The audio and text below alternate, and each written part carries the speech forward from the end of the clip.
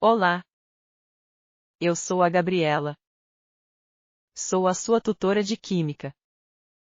Hoje nós vamos aprender sobre a escala termométrica chamada Fahrenheit.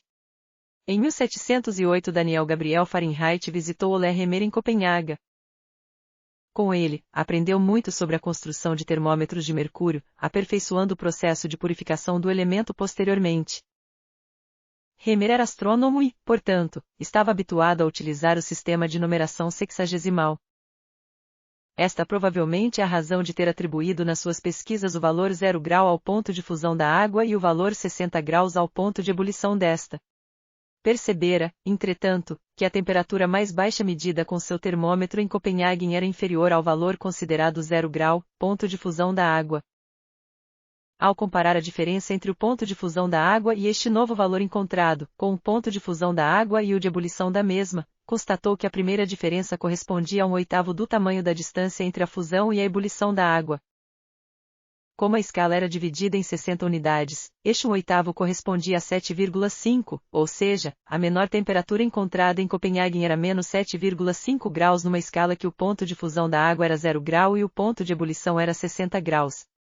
Com exceção da temperatura de congelamento da água a 32 graus Fahrenheit do valor para o frio mais intenso em Copenhague medido na época 0 grau Fahrenheit, todos os outros valores mais conhecidos nesta escala como a temperatura do corpo humano, evaporação da água, evaporação do mercúrio, entre outros, não foram usados para a criação da escala, como muitos pensam, mas foram obtidos através de medição dos mesmos após a criação da escala. Fahrenheit refere-se a uma medida de temperatura. Fahrenheit seguiu pelo mesmo caminho e também usou estes dois números como referências para a sua escala. Remer estava preocupado com medições meteorológicas, portanto, como Copenhague praticamente nunca passava do valor de 26 graus na sua escala, resolveu construir termômetros que 3/4 do tamanho ficavam acima do ponto de fusão da água, ou seja, iam até 22,5 graus. Mais tarde, alterou o ponto de fusão da água para 8 graus em vez de 7,5 graus, o que fez com que os seus termômetros fossem até 24 graus em vez de 22,5 graus. Logo depois, Fahrenheit passou também a adotar o valor 8 graus para o ponto de fusão da água, evitando muitas contas com valores decimais. Em outra história, Fahrenheit calculou 0 grau tomando uma medida do ponto em que partes iguais de sal e gelo misturadas se fundem. Ele então estabeleceu 96 graus como a temperatura do sangue. Ainda outra história sustenta que ele cooptou a escala de temperatura de Ole Remer. Com essa escala, 7,5 graus é o ponto de congelamento da água.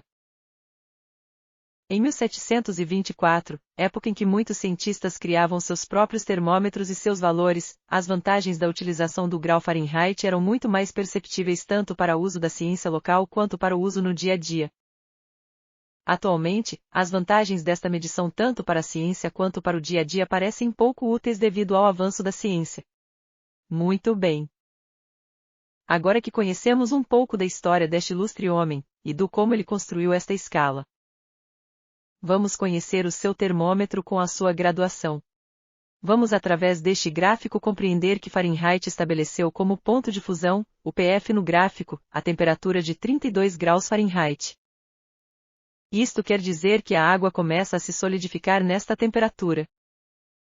Observa-se também que na medida em que a temperatura aumenta, o sólido se liquefaz, e assim sendo, ele estabeleceu que este líquido se transforma em vapor a uma temperatura de 212 graus Fahrenheit. A partir de 212 graus Fahrenheit o líquido se transforma em vapor.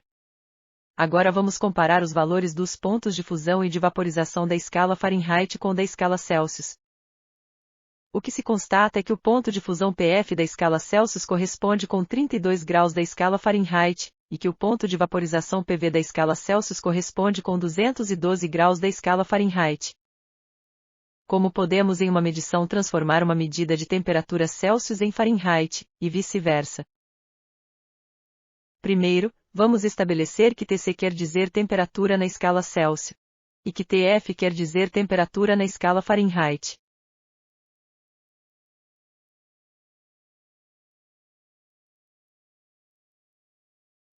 Agora vamos conhecer a equação que nos permitirá transformar uma escala na outra. Em um outro momento, estaremos aprendendo de onde vem esta equação. Por enquanto, vamos aprender que o que estamos fazendo é estabelecendo termos que em uma igualdade destes, se pode encontrar seu equivalente.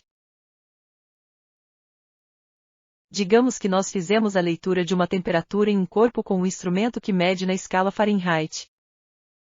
E o termômetro nos dá a informação de que a temperatura do corpo é de 54 graus Fahrenheit.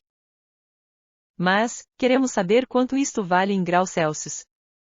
Então, substituímos na equação o TF pelos valores de 54 graus Fahrenheit e resolvemos a equação.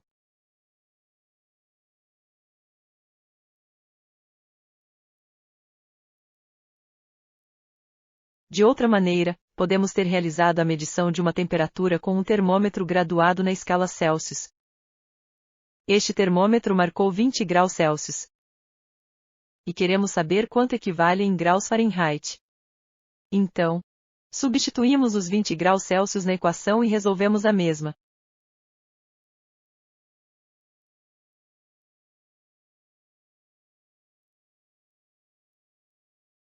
Vamos ficando por aqui.